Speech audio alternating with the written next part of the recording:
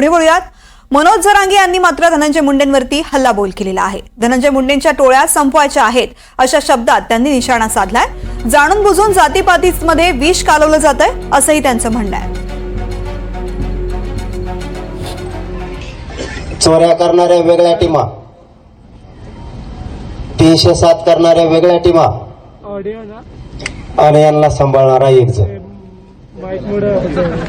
ह्या भयंकर टीमा आहेत। ज्यांनी खंडणी मागायला पाठवलं तो सगळ्यात मोठा गुन्हेगार आहे। ज्यानं खून करायला लोक पाठवले, पाठवणारा सगळ्यात मोठा गुन्हेगार आहे। खून करणाऱ्यापेक्षा आणि खंडणी मागणाऱ्यांपेक्षा सामूहिक कट रचणारा, संघटित गुन्हेगारी करायला लावणारा सगळ्यात मोठा गुन्हेगार आहे। तो अगोदर जेलमध्ये गेला पाहिजे।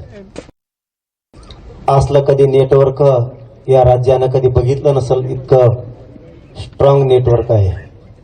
आपल्या कल्पनेच्या पलीकडे मायबापाओ, आपल्या बापजाद्यांनी किंवा आपण असं नेटवर्क कधी बघितलं नसेल।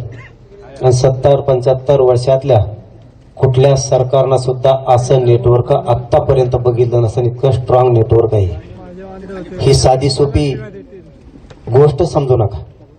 आपल्या संतोष भैयाचा बळी यांनी घेतला, पण हे नेटवर्क इतकं मोठं आहे, याला खूप दिवस लागणार आहे।